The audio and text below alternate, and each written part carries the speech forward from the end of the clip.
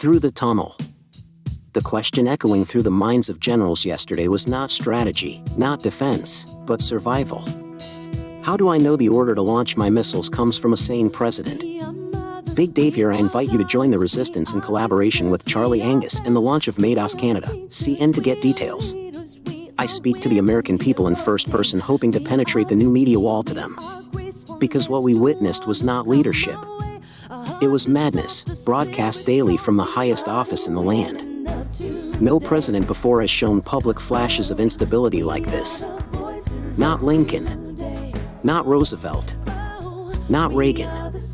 Not Obama. Only Trump. And now we see it, every single day. A president unable to pass a funding plan through a Congress controlled by his own party. A president who spends work hours crafting hallucinations about his political opponents while the government grinds to a halt. His allies excuse it. They run from it. And the highest ranking of them laughs. Funny, he says. But the Constitution is not laughing. The Vice President holds the power to summon the cabinet, to invoke the 25th Amendment, to relieve a president who is incapacitated, physically or mentally, when the office demands clarity, judgment, steadiness. That power exists for days like this. What are we told instead? That he's just having a little fun. Sombreros slapped onto the faces of elected leaders, mariachis pasted under their words, memes and mockery in place of governing. This is not humor. It is not politics. It is not even parody. It is the grotesque theater of a man who has lost the thread, and maybe his mind. And when a joke must be explained, it was never a joke. We watched JD Vance step before the cameras, sweating under the lights, asking the country to laugh along. But the country did not laugh. Because there was nothing funny about it. There was only the hollow sound of power covering for chaos. The hypocrisy deepens. A Secretary of Defense who sneers at beards, coining playground slurs like Beardo, while polishing the memory of Confederate generals who fought to defend slavery. He mocks the faces of today's soldiers, and forgets the faces of the men who saved the Union. Ulysses S. Grant, the general who crushed Robert E. Lee and then served 2 terms as president, wore his beard with dignity. History, erased by ignorance. Competence, replaced by cosplay. This is what happens when image devours substance. When spectacle replaces service. When a government built to cooperate, to compromise, to keep the lights on, is hijacked by people who mistake cruelty for strength and ridicule for leadership. But governance is not chaos. It is not mockery. It is not division.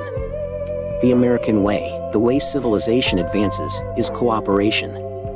Jon Stewart showed us, 15 years ago, where that spirit lives. He found it in a tunnel. Every morning, millions of people move toward the same narrowing lane. Teachers, parents, nurses, clerks, drivers, builders, late for something, tired from something, carrying the weight of everything. And still, they merge. One by one. You go, then I'll go. You go, then I'll go. Over and over, concession by concession, a choreography of patience that looks like nothing, until you realize it is everything. That is cooperation. That is civilization. That is how we move forward, together. Politics should follow the same rule. You go, then I'll go. We compromise on timing, on sequencing, on pride.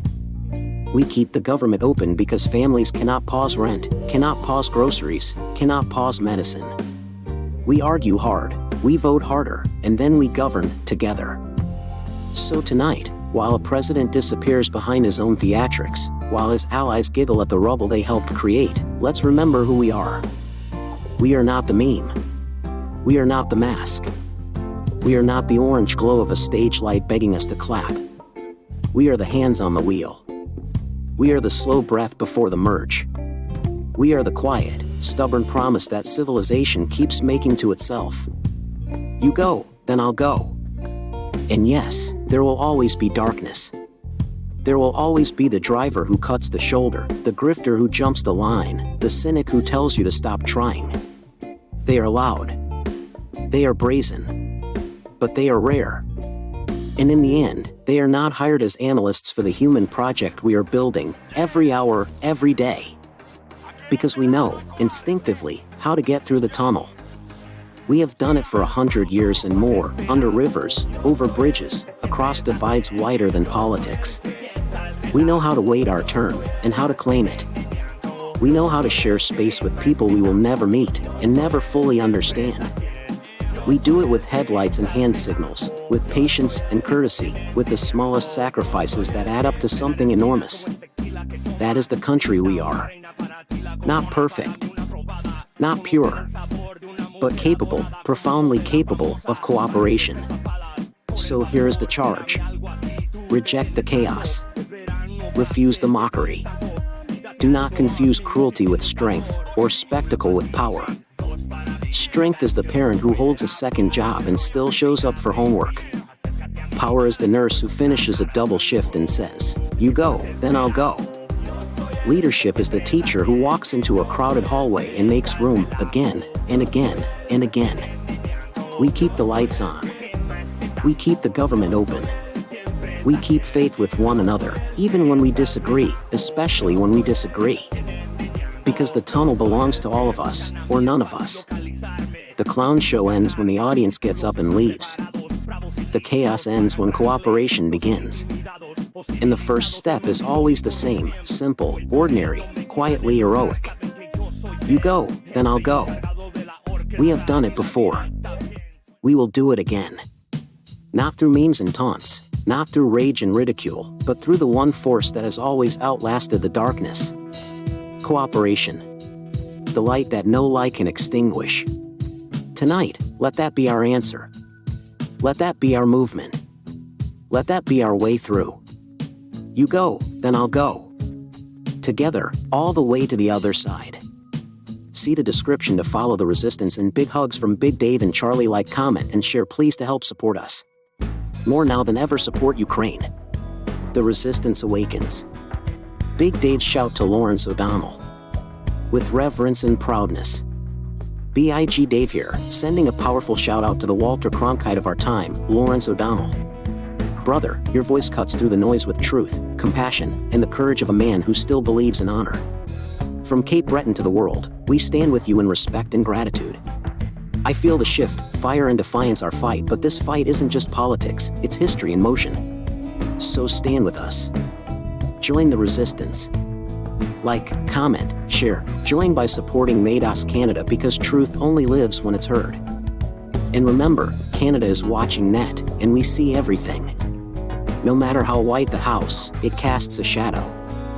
We follow that shadow with light, with cameras, with truth, until every lie burns away. Because fascism dies when the world is watching. Canada is watching net, and Big Dave is still on duty.